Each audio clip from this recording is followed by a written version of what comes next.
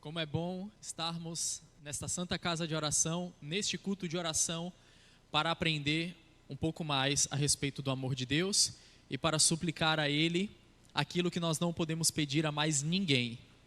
É interessante nós lembrarmos de como Deus tem esmero de ouvir os seus filhos e tem tanto prazer em dar o seu Espírito aos seus filhos, mais até mesmo do que um pai teria vontade e esmero de dar um alimento para o seu filho. Você que é pai, você que é mãe, você que é pai, você que é mãe que está me assistindo em casa, pense bem, se o seu filho tem muita fome, com certeza você vai querer dar comida a ele. Com certeza você vai querer dar a ele o que vestir, dar a ele o mínimo para que ele pudesse viver. Agora imagina essa vontade redobrada. Imagine essa vontade instigada de maneira tal que você não consiga compreender. Assim é Deus querendo dar o seu Espírito para os seus filhos. E assim é Deus querendo atender a minha e a sua oração.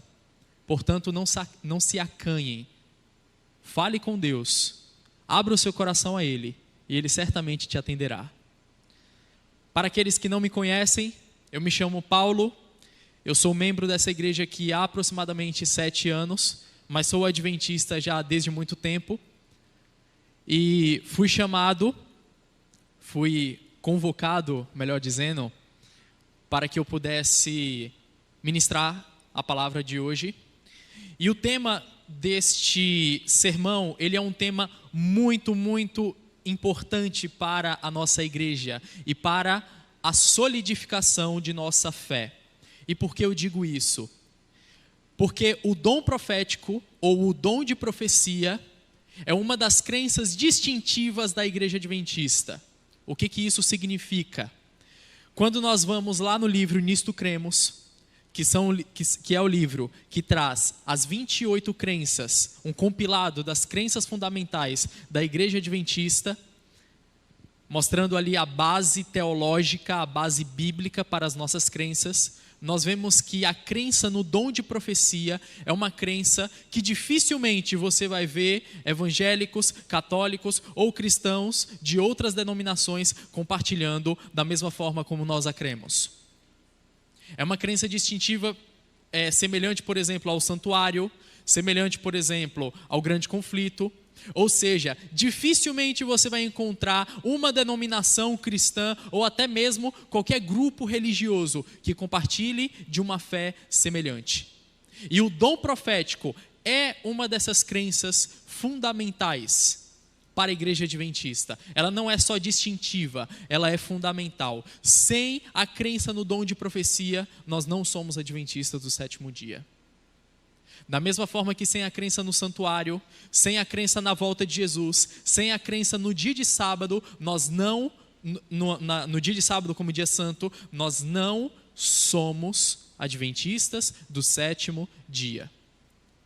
Então, quando as pessoas do mundo nos perguntam, por que vocês guardam o sábado? Porque sem o sábado nós não somos adventistas do sétimo dia. Quando os incrédulos e os críticos da igreja perguntam, por que vocês acreditam no que vocês acreditam? Por que vocês acreditam no dom profético dado e manifesto na vida e ministério de Ellen White? Como nós podemos bem aprender. É porque sem isso nós não somos adventistas do sétimo dia. E hoje nós iremos entender como é que o dom profético é explicado nas Escrituras e melhor, porque ele é necessário nos dias de hoje para a igreja, assim como ele foi necessário para o povo de Deus, tanto no Velho Testamento quanto no Novo Testamento. Na história do povo de Deus, na história da igreja, nós iremos entender isso. Muito bem, então pegue a sua Bíblia, seu manual de regra de fé e prática, que é o manual de regra de fé e prática para todo cristão. E nós iremos ler, primeiramente, o texto de Oséias, no capítulo 12. Oséias, no capítulo 12, verso 13. Vamos ver se... Acho que...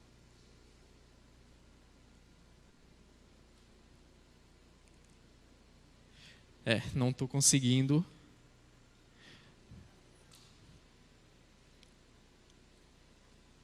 Tá ligado? Não tem problema. Eu peço para o pessoal lá em cima passar. Não tem problema. Oséias, no capítulo 12, verso 13, é o primeiro texto que nós iremos ler. E depois nós leremos um outro texto, que é Provérbios capítulo 29, verso 18. Esses dois textos, eles são fundamentais para que nós entendamos o que é exatamente o dom profético e para que ele serve. Livro de Oséias, capítulo 12, verso 13, diz assim: Mas o Senhor, por meio de um profeta, tirou Israel do Egito, e por um profeta cuidou do seu povo. Vou repetir. Mas o Senhor, por meio de um profeta, tirou Israel do Egito, e por um profeta cuidou de seu povo. Muito bem. Agora vamos para o livro de Provérbios, no capítulo 29, e vamos ler o verso 18. Provérbios capítulo 29, verso 18. Todos acharam? O texto diz assim: Não havendo profecia, o povo se corrompe, mas o que guarda a lei, este é feliz. Muito bem. O primeiro texto diz o seguinte: Deus levantou um profeta, e esse profeta, ele cuidou de seu povo. E no texto de Provérbios diz: não havendo profecia, o povo se corrompe.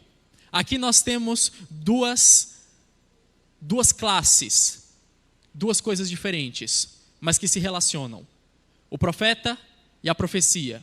Quem é o profeta?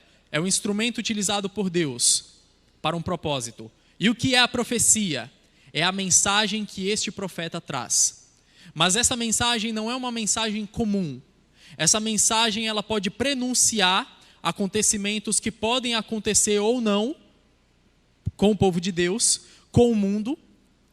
E ela pode também prenunciar coisas que, independentemente do que o povo de Deus faça ou não, elas irão acontecer.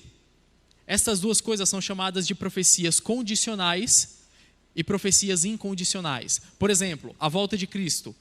A volta de Cristo é uma profecia incondicional. Não importa o que eu e você façamos a respeito, ela vai acontecer. Crendo você ou não, Jesus virá. Pregando você ou não, Jesus virá. Professando que Jesus irá voltar ou não, ele virá. Acontece que há outras profecias que esses profetas dão, que são as profecias condicionais. Isto é, profecias que elas podem se cumprir caso o povo ande, pratique, façam certa coisa. Vou dar um exemplo. O cativeiro babilônico de Judá, profetizado pelo profeta Jeremias. Jeremias disse: se essa nação idólatra não largar os seus deuses, Nabucodonosor virá e vocês servirão o rei de Babilônia por 70 anos. Ou seja, esta profecia, ela se cumpriria caso o povo de Israel continuasse na desobediência. Mas se o povo de Israel voltasse para o Senhor e abandonasse os seus deuses, a profecia não teria se cumprido. Então, o profeta e a profecia têm duas funções dentro do povo de Deus. A primeira função é cuidar do povo de Deus. Isso quem faz é o profeta. E a segunda função é o quê? Para que o povo não se corrompa. A segunda função é assegurar que este povo não se corrompa. Pois muito bem. Mas por que Deus exatamente precisa de profetas? Por que Deus levantou profetas no nosso meio? Quando eu digo nosso meio, estou me referindo à história do povo de Deus como um todo. Desde Adão até os últimos dias. Acontece que quando o ser humano tinha um relacionamento com Deus, antes da entrada do pecado no mundo, esta comunicação, este relacionamento era face a face. Ou seja, eu falava diretamente com Deus. A partir do momento em que o ser humano peca, cria-se um abismo entre o homem e entre Deus. E para que Deus mantenha a comunicação com o homem, ele levanta agentes humanos para comunicar a sua vontade através da humanidade. Ou melhor, a sua vontade para a humanidade através de próprios agentes da humanidade. Paulo, e por que Deus não levantou um anjo, por exemplo? Por que Deus não chegou e enviou um anjo do céu para que esse anjo pregasse? Muito simples. Imagine, por exemplo, eu, um jovem, que, digamos que eu more aí num bairro de classe alta. Sou um homem rico. Ainda não sou, mas se for da vontade de Deus, assim serei. Mas, digamos que eu seja um homem rico, famoso. E aí, quando eu chego lá para pregar num bairro, esse bairro é um bairro pobre, famigerado, onde as pessoas passam necessidade, onde muitas vezes essas pessoas não têm o que comer no dia, só comem algumas vezes na semana. E eu sou convidado para pregar nesse bairro, para falar a respeito, vou dar um exemplo aqui, para falar a respeito de como Deus quer que você administre o seu dinheiro, a sua vida. Mas espera aí, eu não conheço a realidade dessas pessoas. A minha realidade é totalmente diferente. Eu não sei o que é passar vários dias sem comer. Vou dar um outro exemplo, inclusive melhor. Digamos, a minha área é psicologia, eu sou psicólogo. Digamos que eu, como psicólogo, vou falar, por exemplo, sobre saúde sexual feminina. E eu me dirijo às mulheres. Ora, é claro que o meu conhecimento de psicologia pode sim me ajudar a orientar essas mulheres. Mas só que eu não sou uma mulher. Eu não conheço, eu não sinto na pele o que é ser mulher no dia a dia. Portanto, nada melhor para dialogar com uma mulher sobre problemas de mulher, quem fazer isso? Uma própria mulher. Não que eu não tenha a habilidade, ou não que eu não tenha a propriedade para falar sobre isso, mas que uma mulher conhece melhor uma outra mulher do que um homem. Da mesma forma, Deus levantou profetas no nosso meio, no meio da história do povo, e esses profetas eram agentes humanos e não agentes divinos, porque só o ser humano conhece o que outro ser humano passa por causa do pecado. Nós sentimos na pele o que é sentir a dor de perder um parente. Nós choramos, nós passamos fome, nós nos sentimos tristes, alegres, nós sentimos na nossa pele o que é ser um ser humano. Anjo nenhum sabe o que é uma pessoa sofrer na pele as consequências do pecado. Nós sabemos. E é por isso que Deus, para comunicar a sua verdade, a sua mensagem, levanta um agente humano. Porque só um humano conhece o outro ser humano melhor do que ninguém. Melhor do que nada nessa terra. E ao longo das eras, ao longo dos tempos, Deus levantou inúmeros profetas. Pode passar. Deus, por exemplo, levantou patriarcas como profetas. Nós vemos na história do mundo, por exemplo, Enoque profetizando. Enoque profetizou a respeito da volta de Cristo. Pode passar o slide. Agora vão ser slides atrás de slides. Enoque profetizou a respeito da volta de Cristo e Enoque foi chamado de ele foi chamado de um amigo de Deus, ele andou com Deus. Nós vemos, por exemplo, Noé, pode passar. Noé profetizou a respeito do destino de um de seus filhos, que é Cã. Mas Noé também pregou a respeito da volta de Cristo e profetizou que o dilúvio viria em seus dias, em seu próprio tempo. Nós vemos, por exemplo, Abraão, que é também chamado de profeta quando vai falar com Abimeleque. E nós vemos também Moisés, pode passar. Moisés,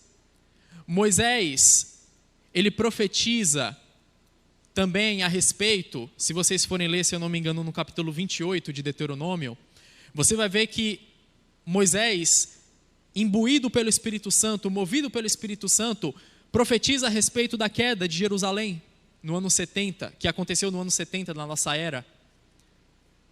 E como é que isso acontece? Como é que esse processo acontece? Deus, através do seu Santo Espírito, inspira estes homens para que eles comuniquem as verdades para o seu tempo presente. E as verdades do que irá acontecer no mundo antes da volta de Cristo. Acontece assim com todos esses pais, com todos esses patriarcas.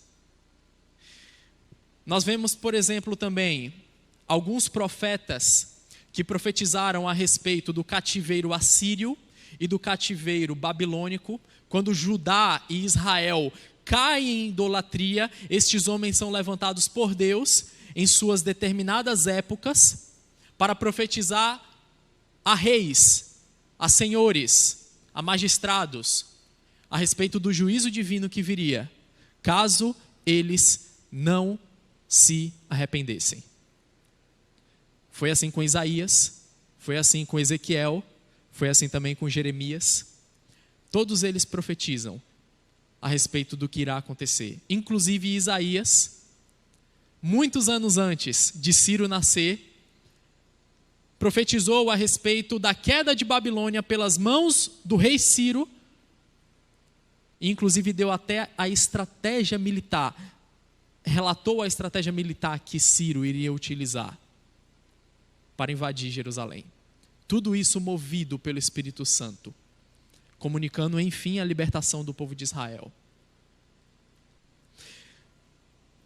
Nós temos, por exemplo, outros profetas na Bíblia, ou melhor, profetisas, e essas profetisas, uma delas eu gostaria de chamar mais a atenção. Nós temos, por exemplo, Miriam.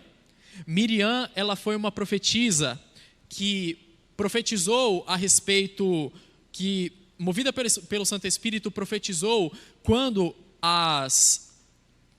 o Mar Vermelho se fechou e o povo de Deus pôde caminhar pelo deserto. Ela saiu cantando com as mulheres e ela profetizava, movida pelo Espírito Santo.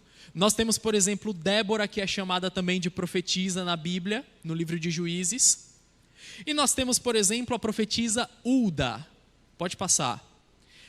Essa profetisa Hulda, ela tem uma coisa interessante, porque o relato de 2 Reis, no capítulo 20, verso 14 a 20, depois você pode ler em casa, inclusive, se você quiser. Neste relato, o rei Josias, ele encontra o livro da lei, onde estava escrito toda a lei de Israel, e quando ele lê aquele livro, ele se dá conta de que os súditos de seu reino, o reino de Judá, o reino de Israel, não está seguindo à risca aquilo que Deus ordenou que fosse seguido, e na dúvida, ele envia um mensageiro até a profetisa Hulda, e a profetisa Hulda orienta o rei e Israel a voltar-se para o Senhor através da observância da lei e do estudo minucioso da palavra, da Bíblia. E aqui nós temos um claro exemplo do que o profeta, porque o profeta também é levantado. E qual é a função dele?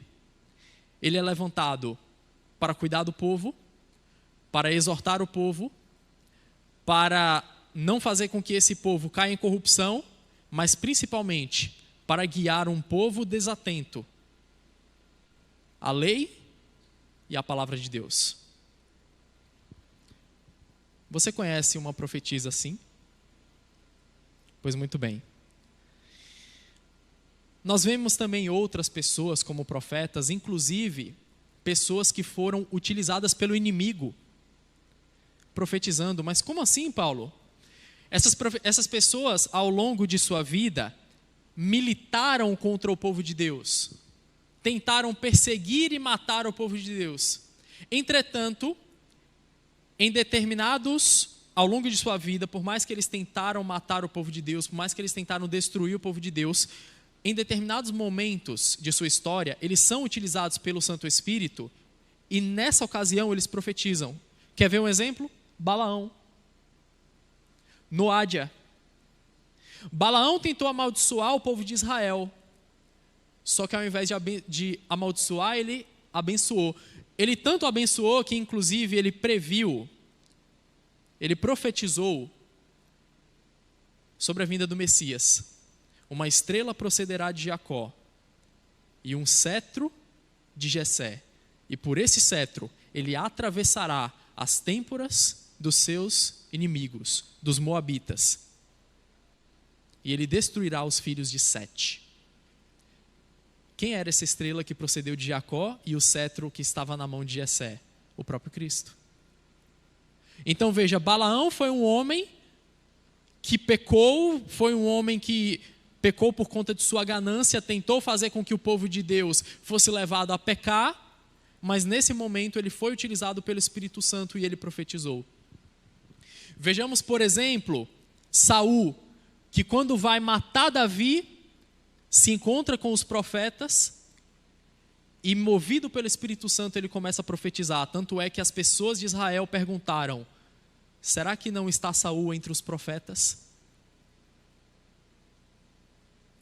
Ou seja, é clara a manifestação bíblica do dom de profecia. E por que é chamado dom de profecia? Agora eu peço você que abra sua Bíblia no livro de Efésios, no capítulo 11, Efésios capítulo 4, verso 11 a 16.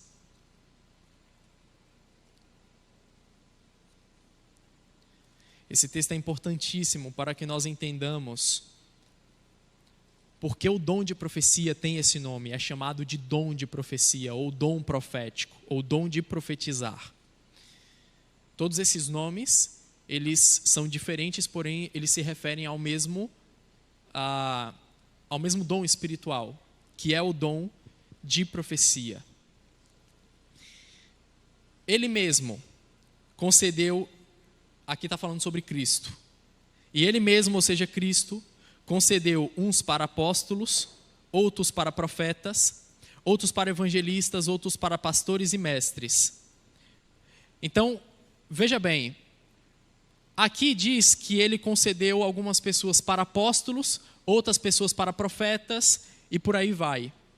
Quando Paulo vai se referir a esses profetas, a estes apóstolos, a estes mestres, lá no livro de Romanos, no capítulo 12, e também no livro de 1 Coríntios, capítulo 12, ele vai classificar essas pessoas como aquelas que receberam de Deus um dom espiritual. Ou seja, há pessoas que recebem dom espiritual para pregar a palavra, há pessoas que recebem dom espiritual para ensinar a palavra, e há pessoas também que recebem um dom espiritual para que elas, pode passar o slide inclusive, tá? Para que elas profetizem. E aí nós voltamos à pergunta: por que Deus fez com que dentro da igreja, dentro do seu povo, tanto no Antigo quanto no Novo Testamento, e nós temos exemplos de profetas no Novo Testamento, como Zacarias, como João Batista, como as filhas de Filipe, como o profeta Ágabo, que profetizou a respeito de Paulo, que Paulo seria espancado e quase morto em Jerusalém. Então, por que nós temos esses profetas? Por que nós temos essas pessoas dentro da igreja para que elas orientem o povo de Deus? Qual é a finalidade de Deus com isso? Duas delas nós já vimos. Primeiro, para que o povo não se corrompa, e segundo, para que o povo de Deus seja cuidado. Assim como Deus cuidou de seu povo no passado, por meio dos pais e dos profetas, Deus cuida hoje do seu povo, por meio também de um profeta. E isso é muito interessante. Vamos ler os versos a seguir, a partir do verso 12, e nós descobriremos qual é o propósito de Deus com o dom profético dentro da igreja. Verso 12. Com vistas ao aperfeiçoamento dos santos, para o desempenho do seu serviço, para a edificação do corpo de Cristo, até que cheguemos à unidade da fé e do pleno conhecimento do Filho de Deus, ao estado da pessoa madura, à medida da estatura da plenitude de Cristo, para que não mais sejamos como crianças, arrastados pelas ondas e levados de um lado para outro por qualquer vento de doutrina, pela artimanha das pessoas, pela astúcia com que induzem ao erro. Mas seguindo a verdade em amor, cresçamos em tudo naquele que é a cabeça Cristo, de quem todo o corpo, bem ajustado e consolidado pelo auxílio de todas as juntas, segundo a justa cooperação de cada parte, efetua o seu próprio crescimento para a edificação de si mesmo em amor. Então, para que Deus levantou profetas dentro do povo de Deus? Para aperfeiçoar a igreja, para conduzir essa pessoa, esses membros, esse povo de Deus, no aperfeiçoamento da fé e na semelhança, na construção da semelhança de sua imagem, isto é, do seu caráter, na pessoa de Cristo, para que este povo não seja enganado. Isso é muito interessante, porque hoje, todo lugar que você vai, as pessoas falam: eu profetizo na tua vida, porque o irmão ali fulano de tal teve um sonho com você e ele está profetizando. Ou, por exemplo, tem pessoas que chegam e dizem: olha, a profecia de Nostradamus, a profecia de fulano de tal, a profecia do fulano lá disse que o arrebatamento vai acontecer nesse, naquele ano, vai acontecer nessa e naquela data. E muitas pessoas são arrastadas pelo engano por causa destas falsas profecias. E quando essas falsas profecias não se cumprem, porque elas foram preditas por falsos profetas, esse povo que um dia alimentou a fé nele, ou nesses profetas, ou até mesmo em qualquer palavra de profecia, nega a sua fé e nunca mais se volta para a Bíblia.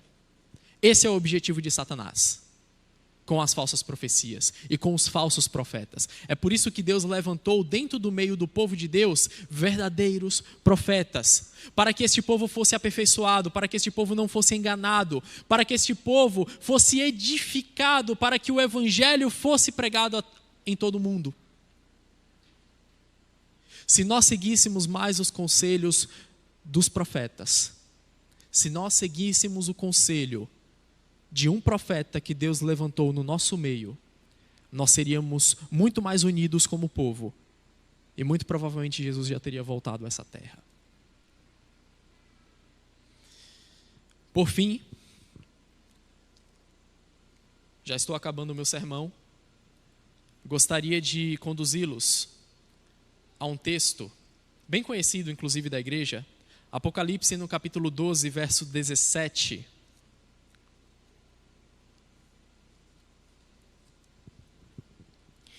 Apocalipse no capítulo 12, verso 17. O dragão ficou irado com a mulher e foi travar guerra com o restante da descendência dela, ou seja, os que guardam os mandamentos de Deus e têm o testemunho de Jesus. Muito bem. Agora vá para Apocalipse no capítulo 19, verso 10. Prostei-me diante dos seus pés para adorá-lo.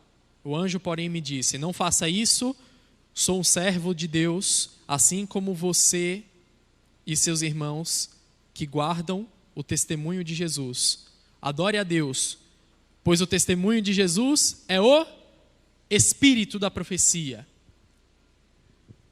Nas cenas finais deste mundo, o apóstolo João identificou um povo que seria perseguido e que seria alvo especial do ódio de Satanás, que é identificado como dragão na profecia. E este povo, ele tem duas características: eles guardam os mandamentos de Deus e eles têm uma coisa chamada testemunho de Jesus. E o que é o testemunho de Jesus? O próprio Apocalipse nos responde: é o espírito de profecia, é o espírito da profecia. Ou seja, essa expressão é uma expressão idiomática para dizer que o Espírito Santo atuaria na igreja do tempo do fim mediante o dom profético. E eu lhe faço uma pergunta: quem é esse povo do fim? E quem é, na história do povo do tempo do fim, que tem esse dom. Eu particularmente creio de todo o meu coração que este dom foi manifesto na vida e obra de Ellen White. E que este povo, que esta igreja,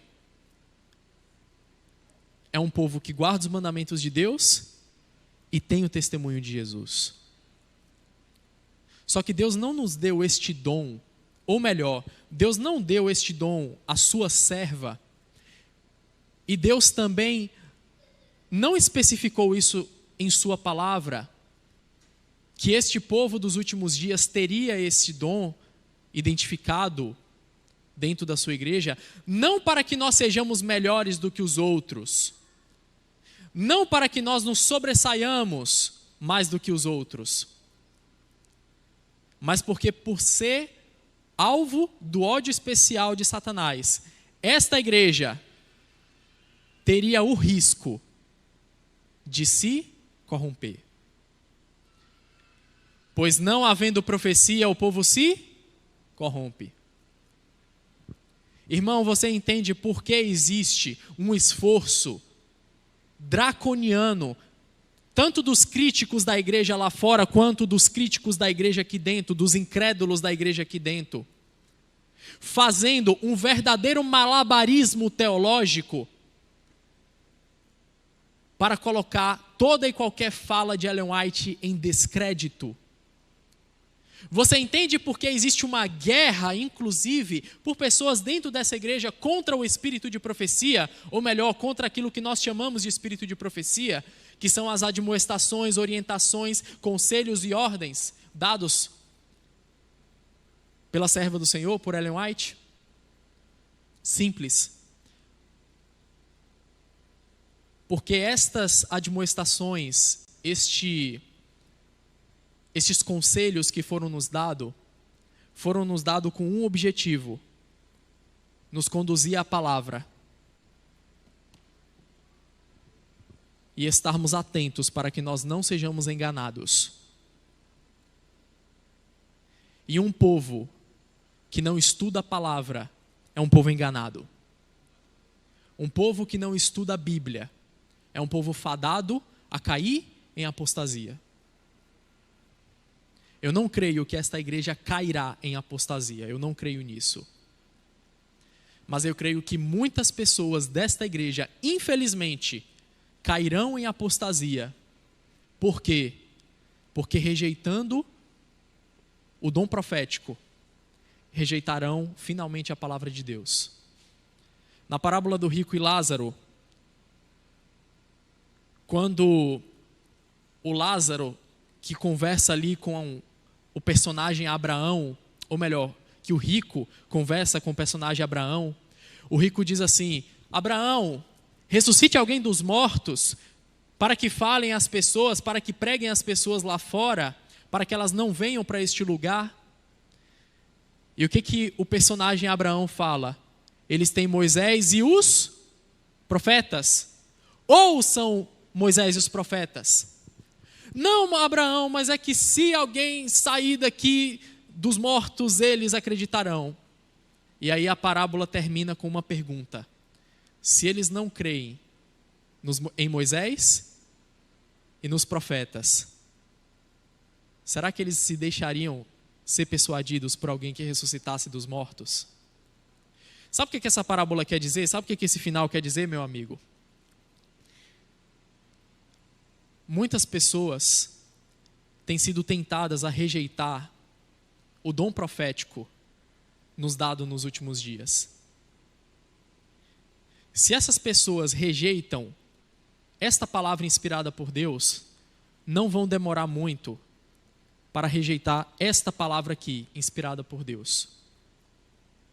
E aí uma vez eu vi um pregador falando bem assim: se Ellen White ressuscitasse nos dias de hoje, eu acho que a igreja ficaria convencida de que ela de fato a profetiza, os incrédulos lá fora ficariam convencidos de que ela é a profetisa do Senhor e tal.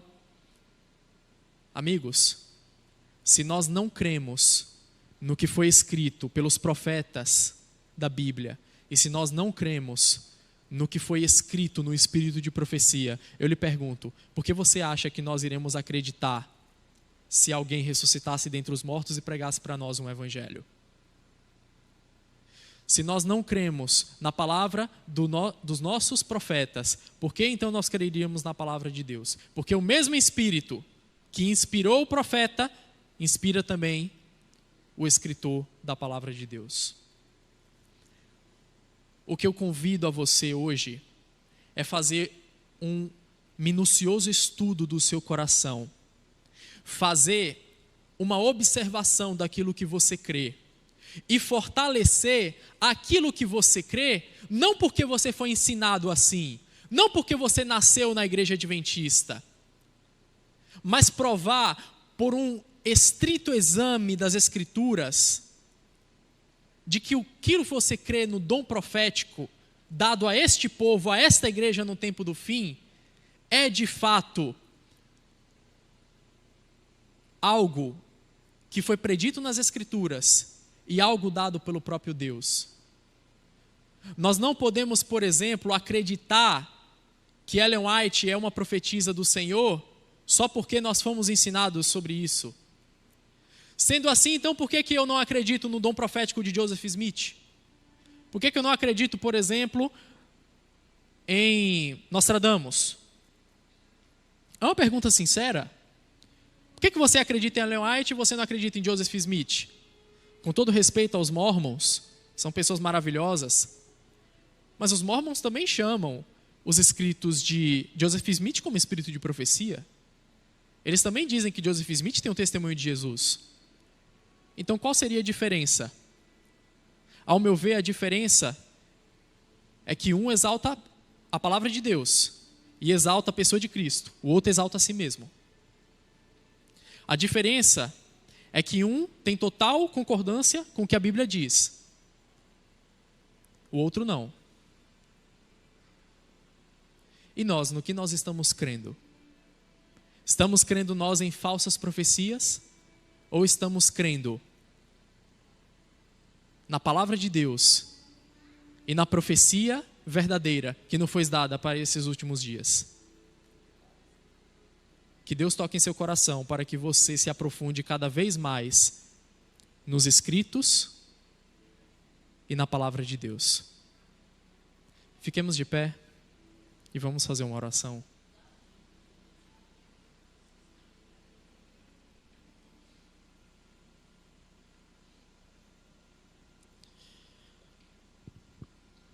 Muito bem, vamos orar.